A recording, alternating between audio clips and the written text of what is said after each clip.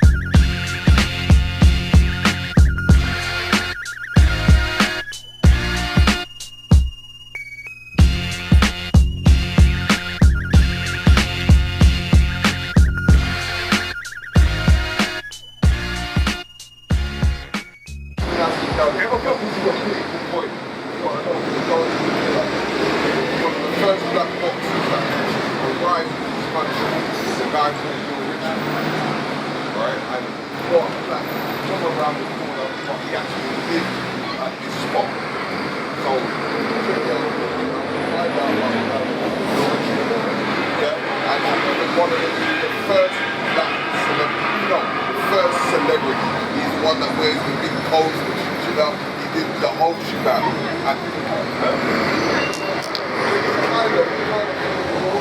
he's the only the first to bring a different style of boxing into,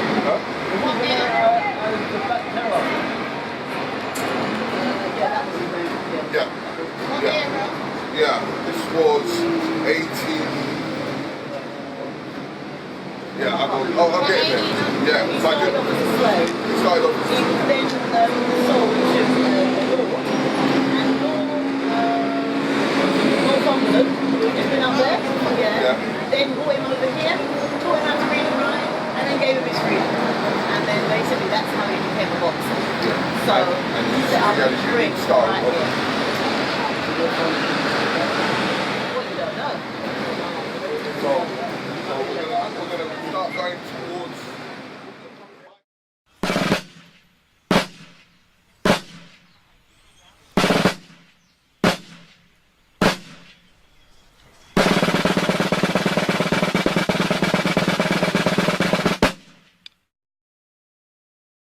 More than a century before, fierce African-American boxers named Lewis or Ali graced the ring, and in a time where the written word provided peopleless media, came a legendary fighter named Bill Richmond, the first African-American sports star. Richmond was born into slavery on August 5, 1763 in Staten Island, New York. During his early life, Richmond's owner, the Reverend Richard Charlton, believed in educating his slaves in the hopes of accepting Christianity. During this period, Richmond was given an education and learned how to read and write. During Richmond's teen years, he served Hugh Percy, a lieutenant general in the British Army and second Duke of Northumberland, who convinced Charlton to release him. Richmond impressed Percy, who in turn freed him and not only established Richmond into his household, but continued to pay for his education in England. From here, Richmond was able to gain an apprenticeship in cabinet making, a reputable and profitable profession at the time, and very uncharacteristic for a black man in Georgian England. Even more uncharacteristic and often met with racial bigotry, he married a local white woman named Mary Dunwick, and the marriage continued for 40 years and produced 4 children. Because of racial insults, most of the time in defense of his wife's honor, Richmond got into several street brawls with white citizens of Yorkshire. Richmond, now into his 40s, would begin his boxing career. He was introduced into the world of prize fighting by a man named Thomas Pitt. Known for having a tenacious fighting style and never quit attitude, even in losses, he remained unbroken both in body and spirit. Richmond's prominent fights would see epic battles with younger and oftentimes larger white boxers. Both winning and losing, he displayed poise and grit, which helped him gain the respect of his opponents. His greatest rival would be Tom Cribbs, who was racially motivated when fighting Richmond and claimed to be the greatest fighter in England. This first fight drew over 15,000 people. The fight was uneventful, and according to locals, Richmond would lose, and this rivalry would continue for the rest of their lives.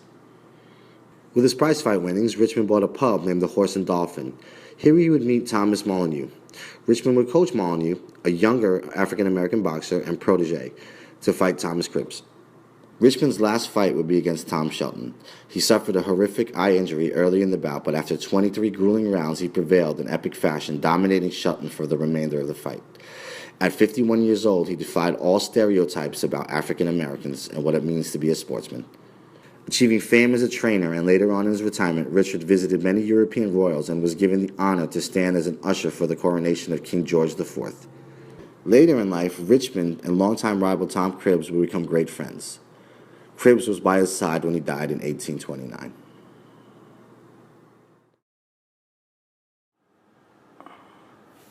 In becoming one of the most overlooked fighters of his time, Richmond's rise to success was not without controversy, as he battled oppression in the colonies as a slave and in England as a free man. At the height of the Revolutionary War, Richmond liberated himself when his former master fled as the British were capturing New York. He soon entered the protection of British General Hugh Percy. It was under General Percy's guidance that Richmond, who was a free man, entered the war as a loyalist in the Queen's Army. As Kaufman would argue, we can see that Richmond took a nationalistic approach in battling the oppression he has experienced in the colonies by becoming a loyalist in the Queen's Army. After the war, Richmond decided to fight oppression in England, where his ascendance in British boxing presented a challenge not only to notions of racial hierarchy, but also to English nationalism and supposed scientific myths of black inferiority.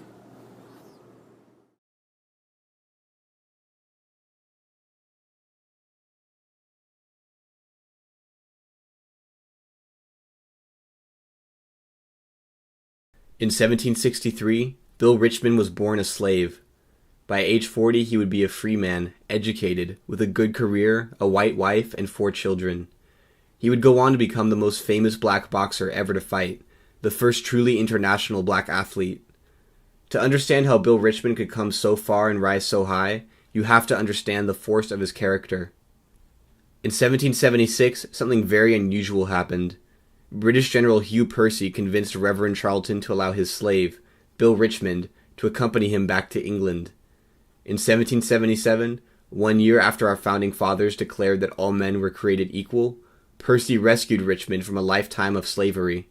Why did a British general choose a 13-year-old slave as his protege and continue to support him in his education and career? Percy was impressed by the young Richmond's intelligence, humor, and charisma. He entertained Percy at his master's table with impersonations of high-class visitors and an eloquent toast to King George. Even the ardent racists who would encounter Richmond later in life were forced to recognize his good manners, wit, and conversational skill.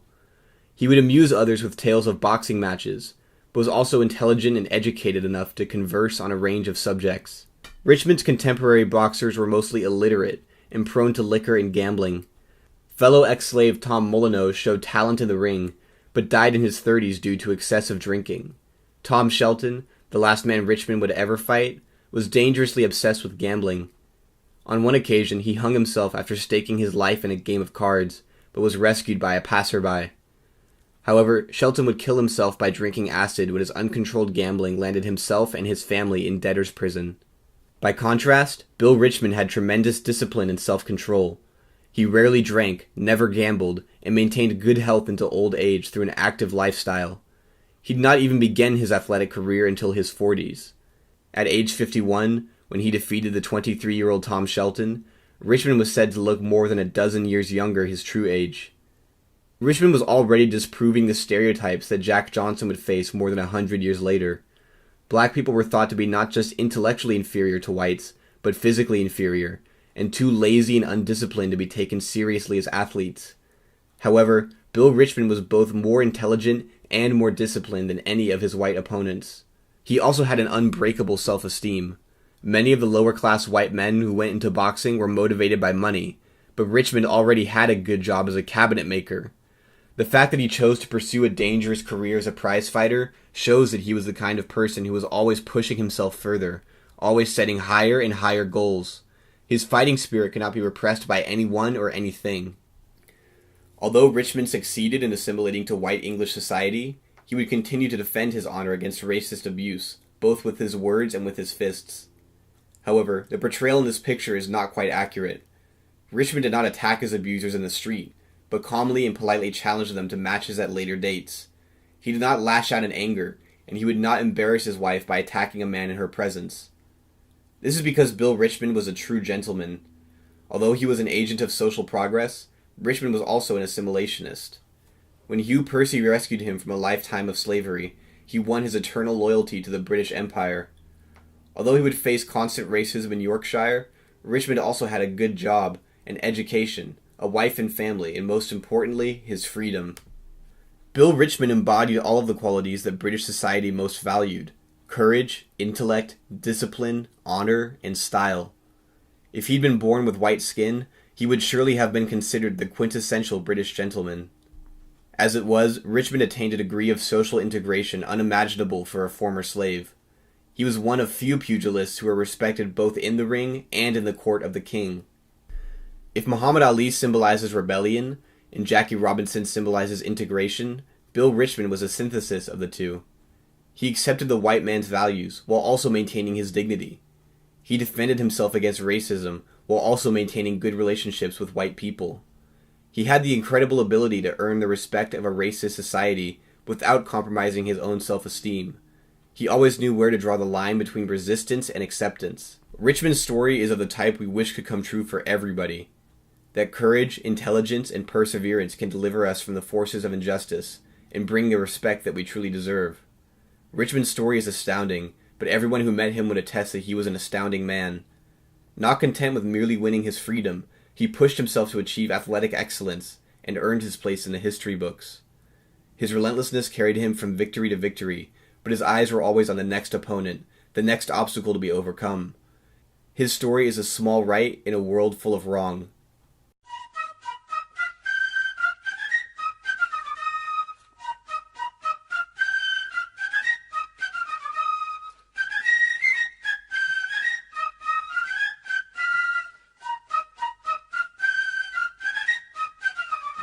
The justice issue Bill Richmond was involved with was attacking structural racism and internalized racism. And Kaufman would say that he exemplified that by especially attacking the psychological aspect of racism and never giving false justification for his oppressors to oppress him. Author Dave Zirin once said that sports is much more than a mindless escape. It is a site of resistance. And in the case of Bill Richmond, every round he lasted and every victory he won showed to the white oppressor that he was capable of achieving the insurmountable. In contrast to his fellow sportsman, Muhammad Ali, Richmond didn't have the likes of Malcolm X, the Nation of Islam, and an ongoing civil rights movement to challenge structural racism. For Bill Richmond's battles were his own, and he was a one-man army. Richmond's display of his masculinity, skill, and a deep courage to keep up with acclaimed fighters of his day exemplified that he was fit for survival, and the social Darwinism theory that had yet to come fruition already had its first outlier. Today we speak of acquiring capital as a means of climbing up the social ladder, but to Bill Richmond, his victories as an African American in all aspects of life was his capital to rise up the social ladder. The people of today would say that Bill Richmond was unsuccessful in his approach to defeating racism because he was buried in its history books. But Bill Richmond would not care, for his success and his praise by his contemporaries such as Tom Cribb and George Maddox was enough for him to understand that people will recognize racism as long as you stand up against it.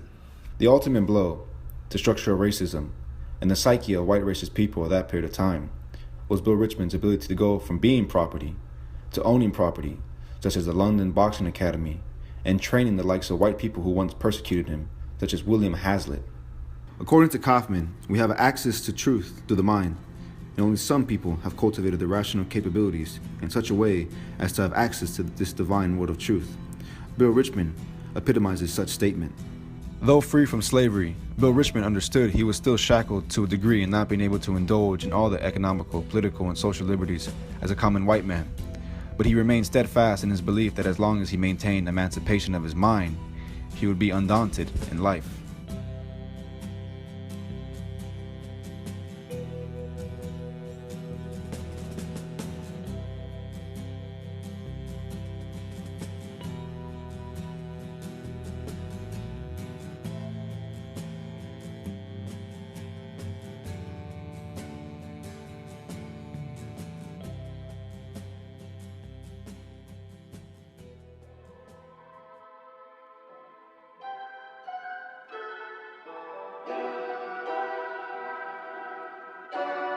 RSK, let it play, boy.